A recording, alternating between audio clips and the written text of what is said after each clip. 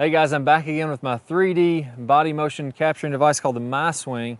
And you know how much I like this biomechanics type stuff. I think it's just a great way to practice your swing. And today we're going to take a look at the straight line release. So in the top speed golf system, we talk about how we want to build a lot of lag kind of halfway in the downswing, get a pretty sharp angle there. We go over that in the move section and the lag section in the top speed golf section system. That's really going to help you to get the sharp angle.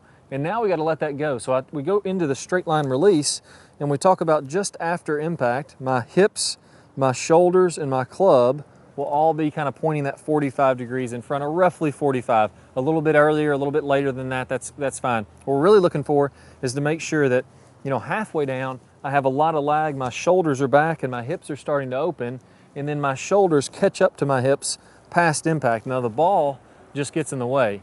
And if I can do that, and if I'm swinging through the ball, everything's kind of lining up here, then I'm going to be able to be really consistent. And again, that ball's just kind of getting in the way of me swinging the club and releasing it out in front of the golf ball. So what I'm going to do, I'm going to go ahead and capture one of these swings. We'll go ahead and take a look at it on my swing from the overhead view, which is something that we don't have the ability to do on camera. And we're going to see when all three of these catch up and line up together in the straight line release.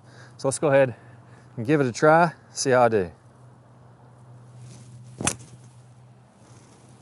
All right guys, let's take a look. All right, so here we are in the playback for my swing, and I can scroll through here and we'll see that this is marking the angle of my hips or my pelvis, and this is marking the angle of my shoulders. So you see that right now they're not, both of those are pretty square. We're going to look at this once from face on like you'd see from a normal camera view, and then we're going to go look once from overhead. So I'm looking at when I come down to contact and just past contact. See, I got a nice angle of lag here. Now I'm going to let that go to the straight line release. So the straight line release is kind of when that club very first splits the forearm. So right around in here somewhere in that general area.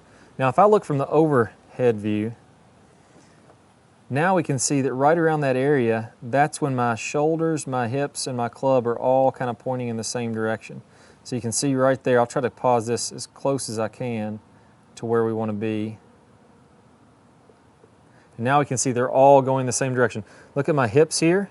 My shoulders and my club, everything is releasing on out in front, and that allows me to get to that straight line release all that energy, and then again, like I said, the golf ball just gets in the way. If we're trying to hit at the golf ball at impact, things are very difficult. If we're swinging through the golf ball to the straight line release, things get a lot more simple.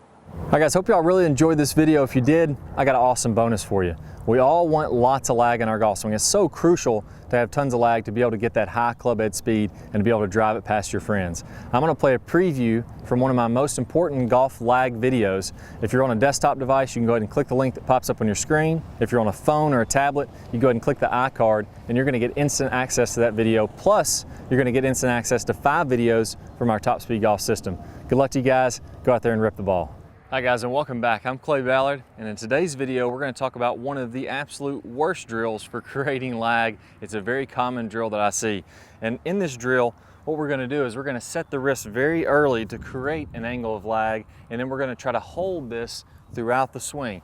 It's one of the worst things that you can do to build lag. I'm going to talk about the science behind why this is the case, and I'm also going to give you a great drill to help you improve your lag, all in this video. Let's go ahead and get started. If I do it this way versus holding that position, exact same thing happens when we're building the lag in the golf swing.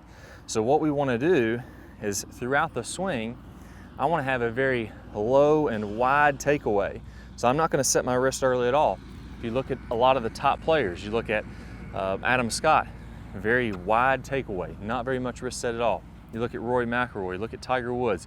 All these players are using a wide takeaway and not getting very much wrist set, so that later in the swing, as we start down, we can increase this wrist set, and we're really only going to max out this angle of lag for a split second in the downswing. Okay, so a 3-step drill here. Now, as we get started with this, I want to remind you that the fulcrum in this golf club for getting a massive amount of lag is right at the end of the golf club. This is where I want my hinge point to be.